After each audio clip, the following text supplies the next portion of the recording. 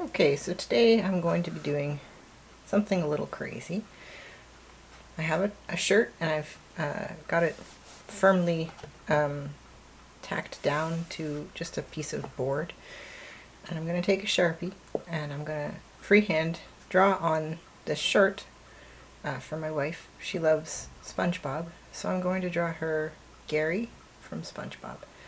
And then I'm going to use a variety of other mediums as we go, you know, see where my heart takes me to color it in, assuming it all works out, because I'm not using pencil, or usually it's best if you start this process with chalk so that your lines are not permanent, but whatever, we're just going to go right in, dive right in. Okay, so Gary has two eyes that are big round orbs.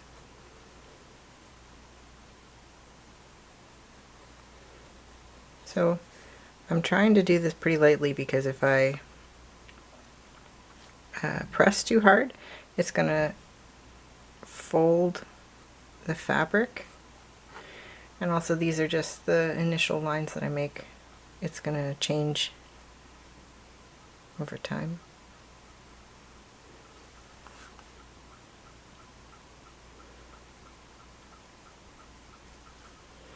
I am using a reference photo of Gary because I don't, strictly speaking, remember exactly what he looks like, so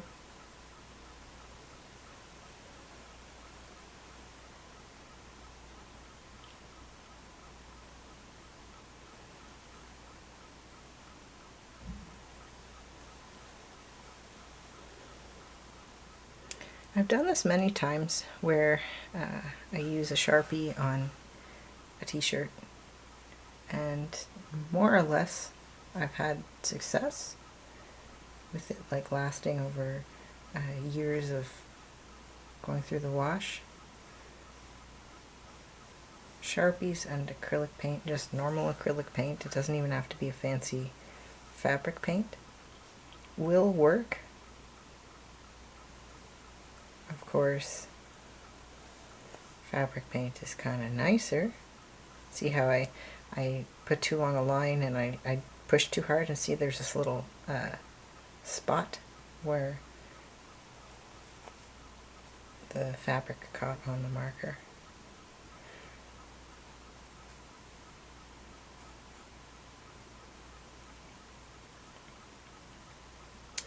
So yeah, the freehand technique I'm using is it's really risky. I could screw up this whole t-shirt pretty quickly, and it's quite permanent, so yeah, I assume that that's over this way.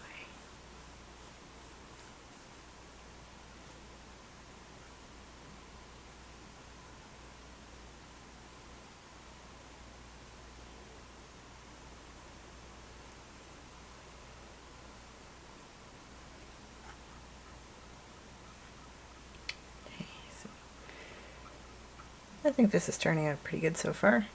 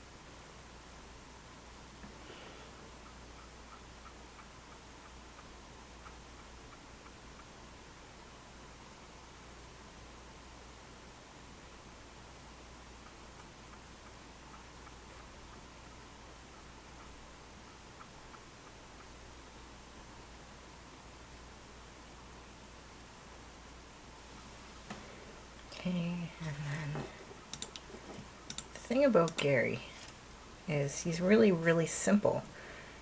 There's not a lot to them that really needs more than this. So the next step is going to be figuring out where I want the colors to go. So I'm going to use Sharpies to just kind of lay out the outlines of the colors that I'm going to end up using. And then I'm going to come in with acrylic paint, or possibly ink. And I'm going to color it with watered down one or the other. I'm not sure yet which I want to choose. I don't have a blue ink at this time, so I would be, well, rather a light blue ink. So, but I do have a yellow, so I think I might use yellow ink for the yellow portion, and then do I come in with the blue with acrylic paint. So this is going to be like a, so I'm going to kind of plan that out before I do it. It's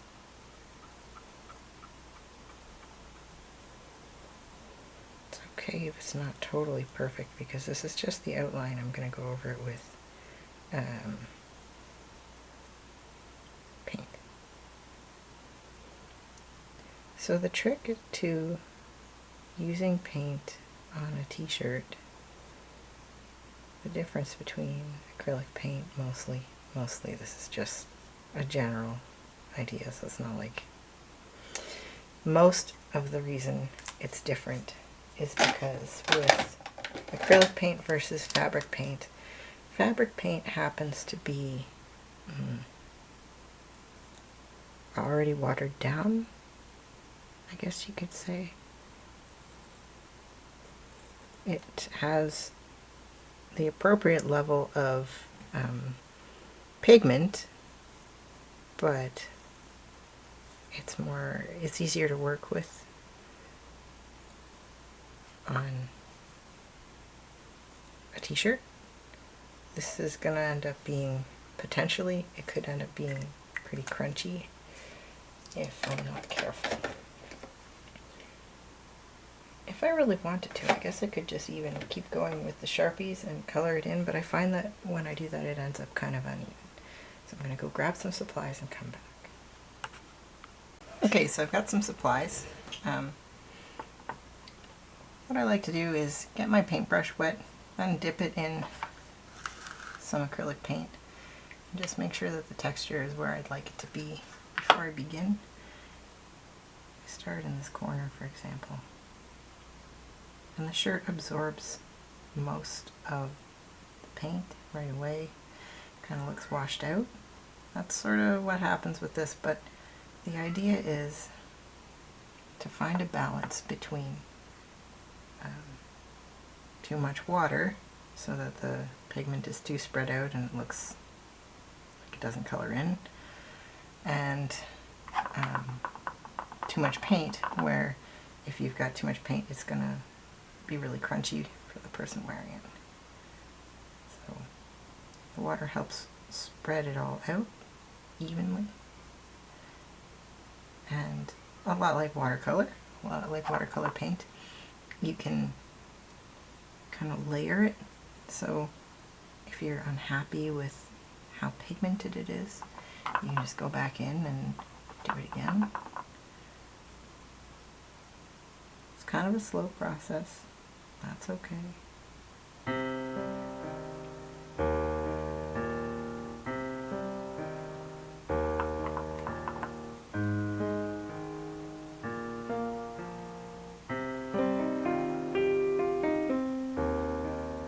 I'm probably going to go ahead and speed this up so that you're not getting bored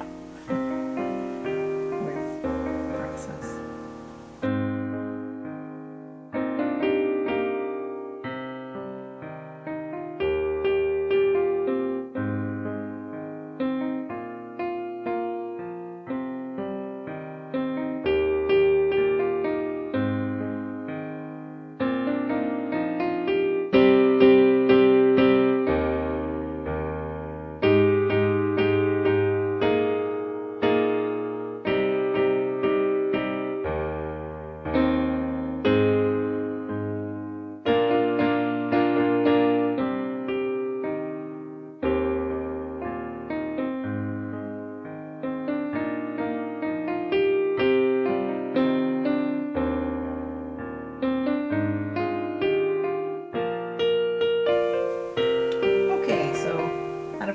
there's that color.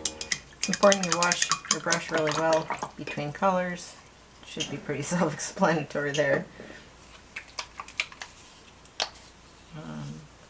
These paints are just cheap dollar store paint, nothing super fancy. You don't need you don't need to spend a lot of money to make art. You just don't.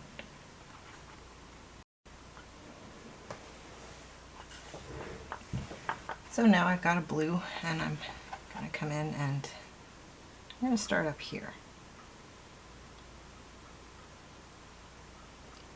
The trick is to not stick your arm in the part that you just painted, because, well, I don't really need to say because, do I? It's pretty obvious. It sucks to have paint all over your arm, you know, and then if it's still wet and you touch any more of the shirt or paper or whatever you're working on with your arm, or even your own outfit, you're going to end up with paint everywhere. It's just, it's the devil, but that's okay. So we're going to start up here. See, I'm trying to be careful about where my arm is resting.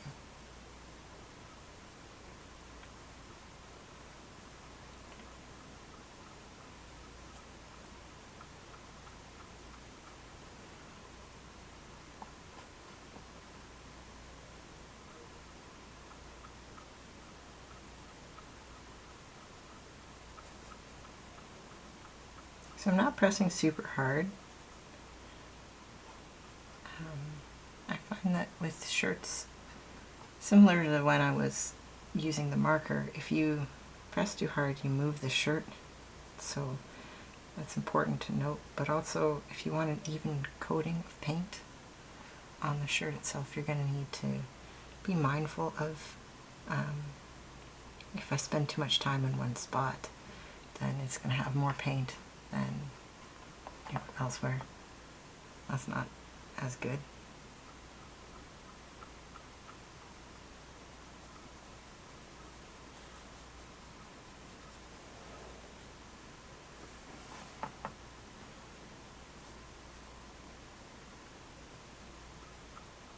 So one of the benefits of watering down the acrylic paint is that you don't have to press very hard to transfer some paint from your brush, because it's very wet, it's ready to just slide right off.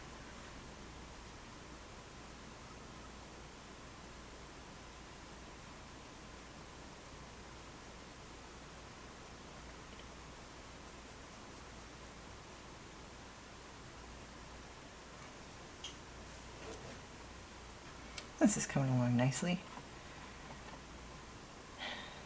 Gary's body isn't this exact blue and yellow, but this is the blue and yellow that I had, so I'm okay with that. I'm actually going just slightly into that line here because I want there to be a little bit of a gradient going on. It's a subtle thing, but I find that with shirts like this, creating a gradient effect is nice. I like the outcome a little better. Of course, that depends on what you're drawing, of course. Not everything needs a gradient, but I'm a big fan of gradients, and this is a good excuse to do that. So while the paint is still wet, you can kind of smush it around a little like this. But because my paint is also very thin, there's not a whole lot to smush around.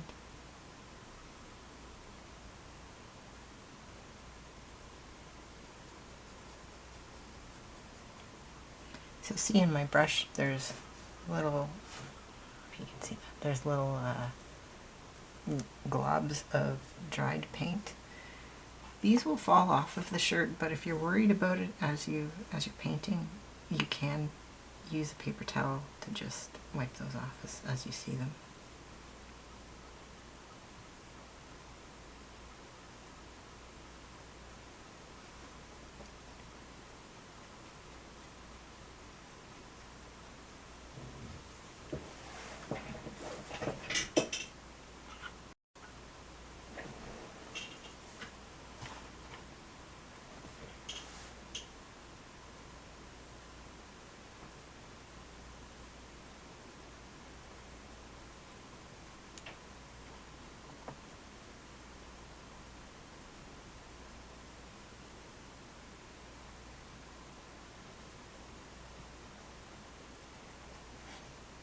So I ended up with a large glob here, and then I just put some water on the large glob, and I can move it around a little before it dries if you're quick about it.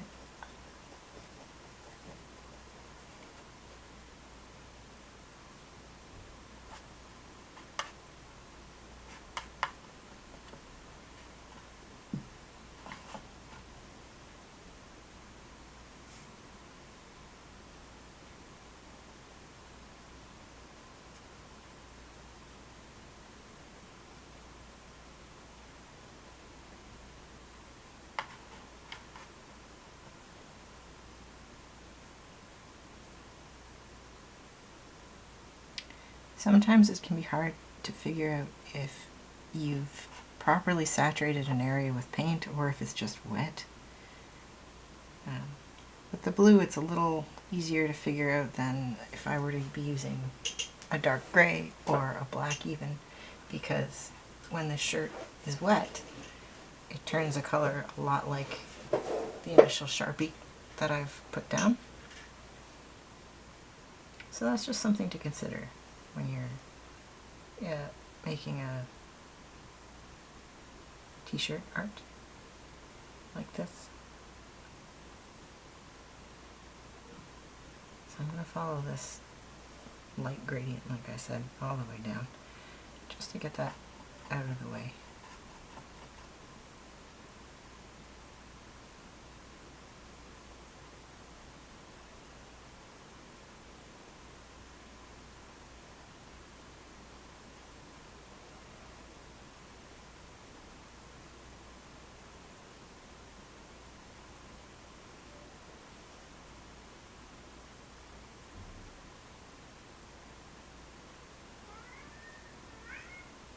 My cat really wants to come in here and step on this shirt. But I've locked him out of the room, so he's, I don't know if you can hear him, but he's out there meowing at me. Let me in. The door is closed and I'm on the wrong side. Yeah. Sorry, buddy. Mostly I just worry about the effects of acrylic paint on a cat should he get it on his paws and then lick that off of his paws. So, yeah. When I'm painting on a canvas, it's not as much of an issue, but he has something in his brain about t-shirts. He just really likes clothing, so he likes to like lay on it. He doesn't understand why he can't participate in this. It's adorable. Good problem to have. So almost done with this blue. Coming along nicely. So you can see the areas that have dried over here a little bit are maybe a little lighter. You can always just go back over these things. If you spread out your shirt a little bit like I'm doing, and you get a little bit more of an even coverage, but again, there's always that balance. You don't want it to be so saturated that it's crunchy when they're wearing it, because then it's not a comfortable shirt. I made myself a shirt some time ago with Blinky from The Simpsons. And I really like my shirt, except that it's crunchy, so I usually hesitate to wear it. And that's okay. It's still fun. It's still fun to do. When you're hand making something like this, so much of the value is simply in the experience. It's fun.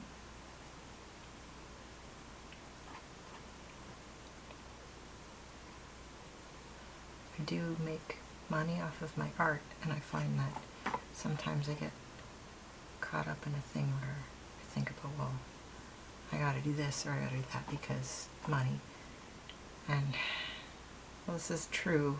It does kind of suck the joy out of a lot of art, so it's important that you allow yourself, you know, the opportunity to enjoy the art, not just because it'll make you money. That being said, I should say that this particular art is not for sale. This is for my wife because she loves Gary, like I said, but I don't typically draw characters that are owned by someone else and then attempt to sell them. Because I don't really want to deal with all that legal nonsense that goes along with such a thing. This is not quite the right color for this, but that's okay as well.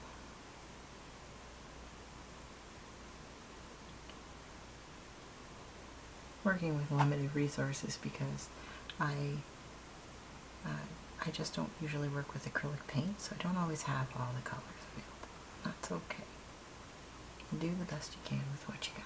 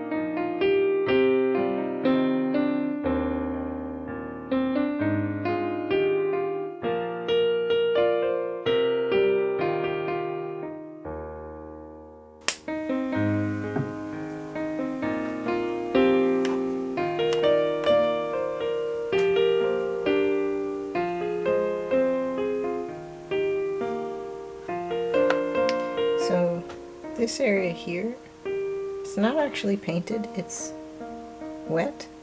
But I thought I should probably say something about that. If you put too much water in your paint, like I have occasionally done here, it just takes a little, it spreads out differently, and it can take a little longer to dry, so I may need to come back in and do a second coat on certain areas, touch up perhaps.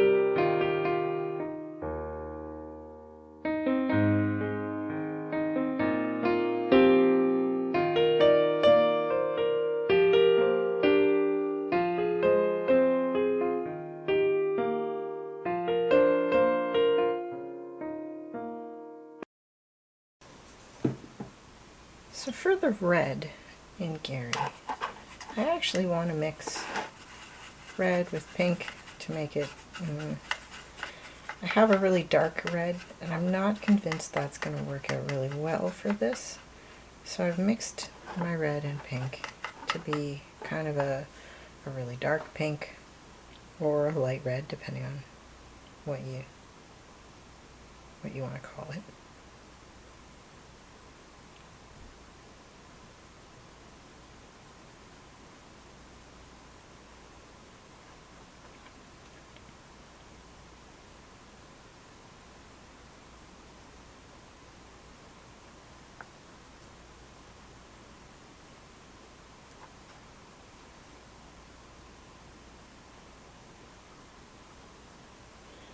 The trick here is making sure you have enough paint, because I believe I'm going to run out of this color, and then what's going to happen is I'm going to try to mix the same color and it won't be exact. So that's something to consider when you're doing a piece like this.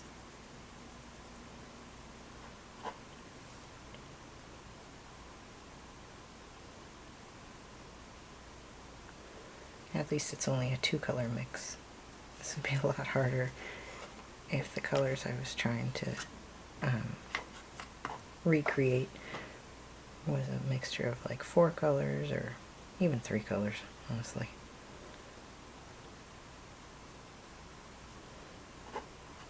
Sure, there's ways around it, like, you know, measuring out what you're doing and paying attention to that sort of thing, but I am just not that sort of, that's not my personality, I guess. I just wing it a lot.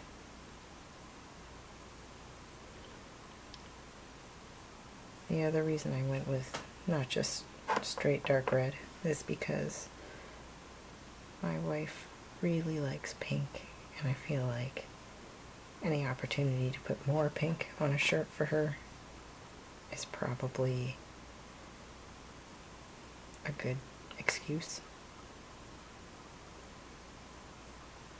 She'll just like it that much more anyway. I like to think about the person that I'm making the art for when I'm making the art, so that, you know, I'm keeping in mind their values.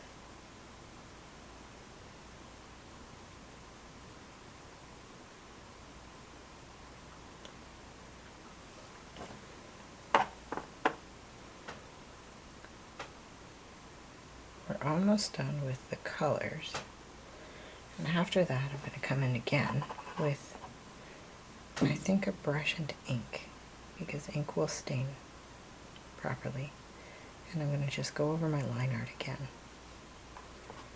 this time with black, so that it all pops really well.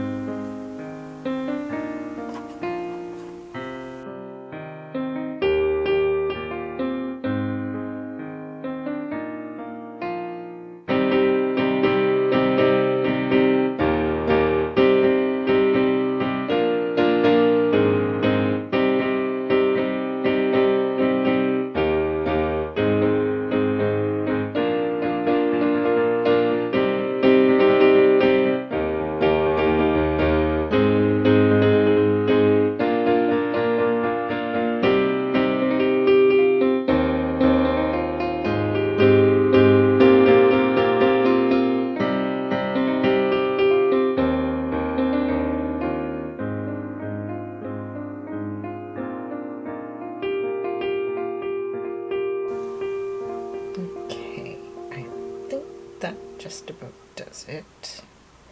So we're going to let this dry for a couple minutes, and then I'll come back in with ink. Okay, so that's more or less dry.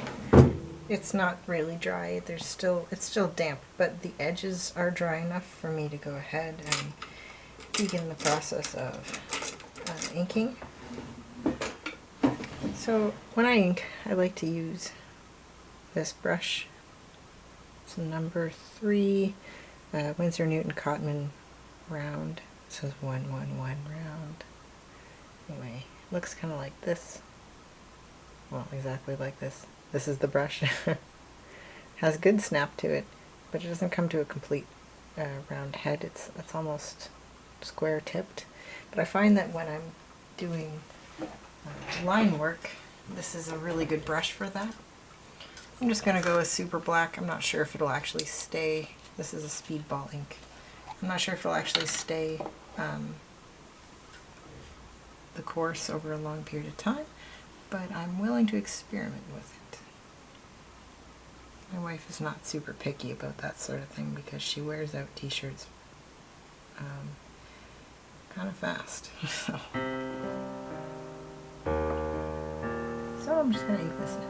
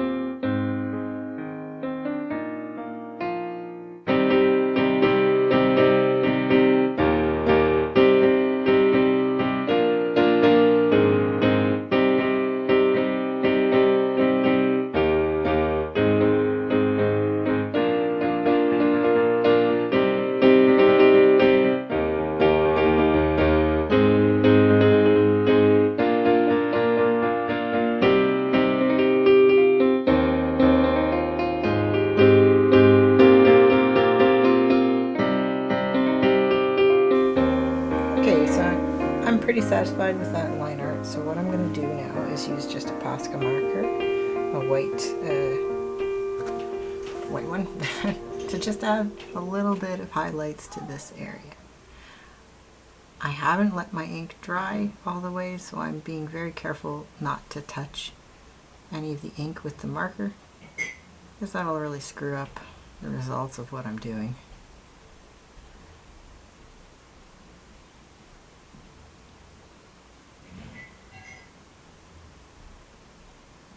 Just a little touch of white will really help. It's a subtle thing, and I could probably just leave it out, but I like the way it looks.